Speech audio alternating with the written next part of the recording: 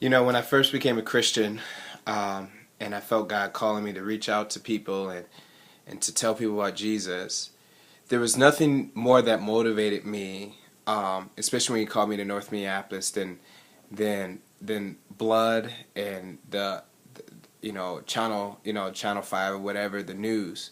Because as I would watch the news, I would see it, and I would be grieved in my spirit that so many young people were dying, so many black guys were dying, children were being shot, and my question was always, if they knew Jesus, this wouldn't be happening, and did these people know Christ before they died? And you know how it is, man. When we hear the story of a 5-year-old getting shot in North Minneapolis, or we hear a story of somebody dying, we're grieved in our hearts and we want it to stop, because there's something about when blood is spilled. People could be sinning, people could be doing all types of stuff, but when people all of a sudden start dying, it really hits something in the human heart that's not right. That people should not be dying for stupid reasons. And so that motivated me a lot in my prayer times. I would be praying for revival, and I would be crying out for the city so that nobody else would die this summer. I remember crying out and just pleading with God that young people wouldn't die, that He would stop the shooting, He would stop that. And crime went down in 2009, I believe, partly because of all the intercession and prayer. I would cry out for that.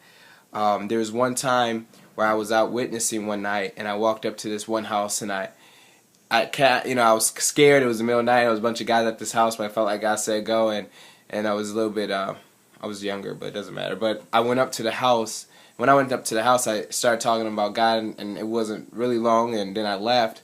Well, that same weekend, the person that owned that house got shot and died.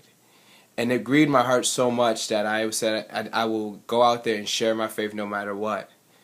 And I say this to you because how can I be silent when we know that blood is being shed by the innocent of babies? And the issue with this is that we don't see it in the streets. But I believe one question God asked me about a month ago was, Chris, how would you guys be acting if there were walking 3-year-olds in there? Like, how would you be acting? And you see how we act when we talk about Sandy Hook and 20 kids and 6 adults are killed that day. The whole nation goes into uproar and wants to change gun laws, and they want to do all these things. Right? I get the hurt about that. I get it. Rightfully so. When Trayvon Martin case, when we see a young kid get shot and we feel he's innocent, we want justice. People are not rioting, what some people were. People are rallying together, protesting, blacking out their Facebook, talking about race relations.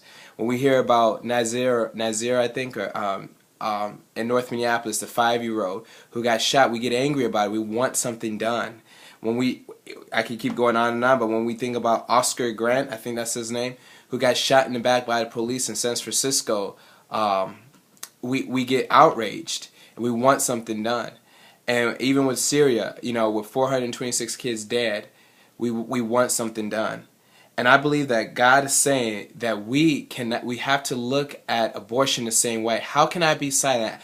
I feel like every day 30 to 40 kids die in Minneapolis, and probably a city near you also.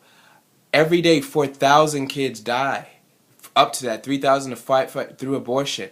I owe it to them to be loud every day. If we're going to get loud over 20 kids in Sandy Hook, and all of that is legit, how can I be silent and pretend their blood isn't crying out, that their blood isn't real? And it is real.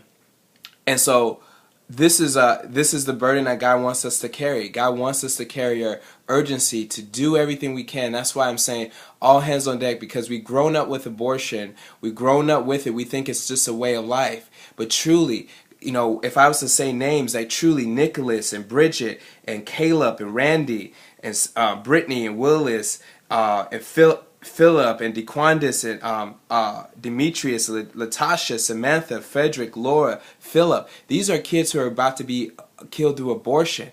They have blood, they have hands, they have feet, they have a heart. And we must not be silent. We must begin to make as much noise as we make for any other thing. As much as we're about to go to war, we must make noise for this.